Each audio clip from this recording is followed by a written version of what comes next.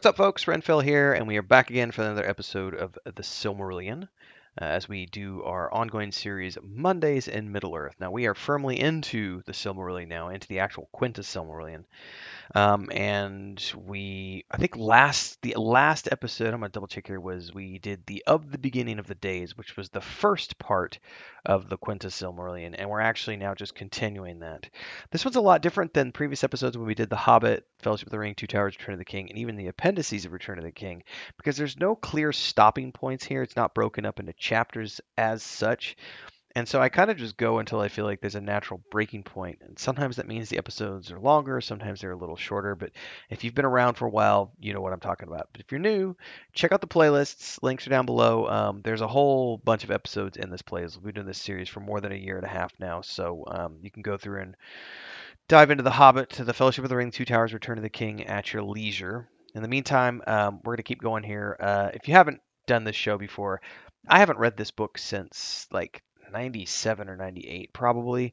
So it's 15, actually more than that, 20 plus years, like 25-ish years since I read this. So I'm re-educating myself on a lot of stuff here, and I'm by no means a Tolkien expert. So occasionally I will ask questions. Um, you'll figure it out as we go along. In the meantime, the part where we're picking up is it says, "Thus ended the Spring of Arda."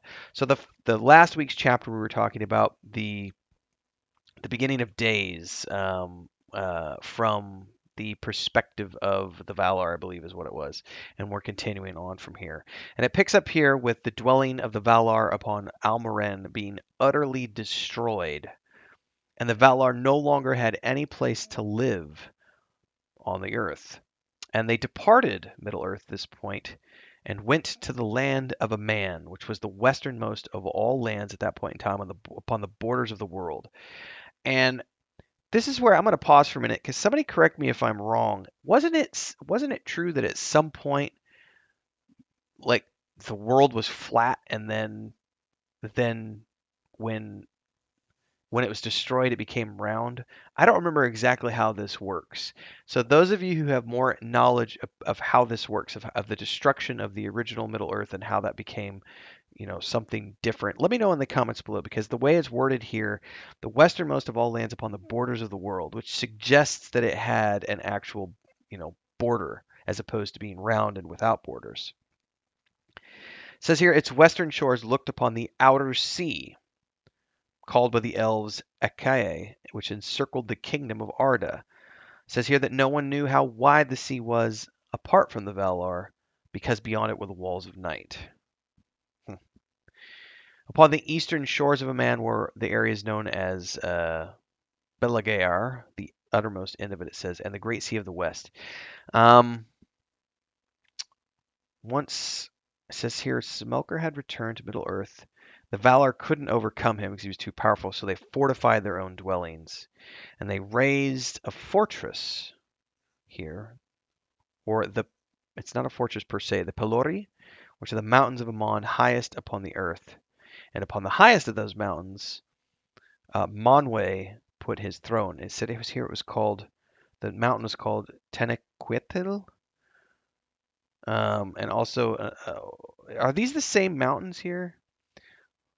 Olose, everlasting whiteness, and Elerina, crowned with stars, and many names beside. Okay, yeah, so those are all the same names. So, but the Sindar spoke of it in their later tongue as Aman Uilos. And here, Manwe and Varda could look out upon everything, even unto the furthest east, it says. Huh. So this was the domain they called Valinor, and built their houses, gardens, towers, light, and all the fairest things that they could save from the ruin of Melkor, and they made new things. And it said here that Valinor became more beautiful even than Middle-earth during the Spring of Arda, and it became blessed. And here the deathless dwelt, neither fading nor withering, and the plants either. Corruption and sickness was gone, and the stones and waters were hallowed. So this is Valinor as it is explained, and one of the reasons we started off this episode, or started off this show, I should say, was because we were wanting to, I was wanting to re-educate myself on a bunch of stuff before I watched The Rings of Power, and then I watched The Rings of Power and went, oh, they're not following any of the established lore, they're just using names and places. But Valinor is essentially, as I understand it, kind of like the heaven here.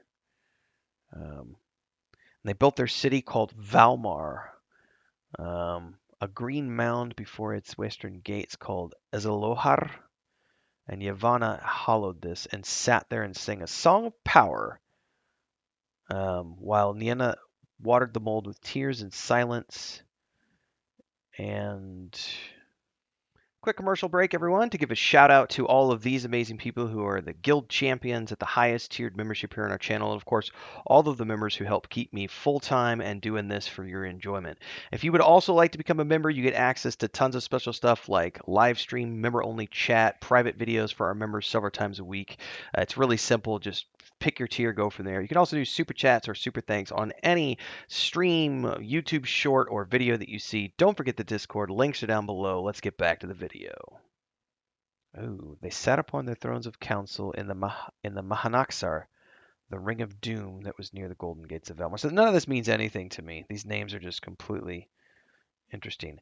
So as they are sitting here and the tears and the singing and everything else, two slender shoots shot up from the mound, and under Yavanna's song they became great trees. Um, One had leaves of dark green, that beneath were of shining silver. And it says, from each of the flowers a dew of silver light was always falling, and the earth beneath was covered with the shadows of the leaves. The other had the leaves of young green like a new opened beech, with edges glittering of gold, with flowers that had clusters of yellow flame, spilling a golden rain upon the ground. And Telperion was the one called in Valinor, and Silpion and Ninquilete and many other names. But the Laurelin, the other was also known as Malinalda and Quilerian. So these are the two trees that we know from myth and legend, because they're mentioned in multiple places, even in the Lord of the Rings and the appendices. In 7 hours, each tree waxed and waned, each awakening to life an hour before the other ceased to shine. So this is essentially the day and night cycle. Telperion being the eldest of the trees. Huh. That says here, as these trees grew to fruition, this says became the days of the bliss of Valinor and also the count of time. So that's a very interesting concept that before this moment, before that happened, like all of everything that happened before it, there was no passage of time.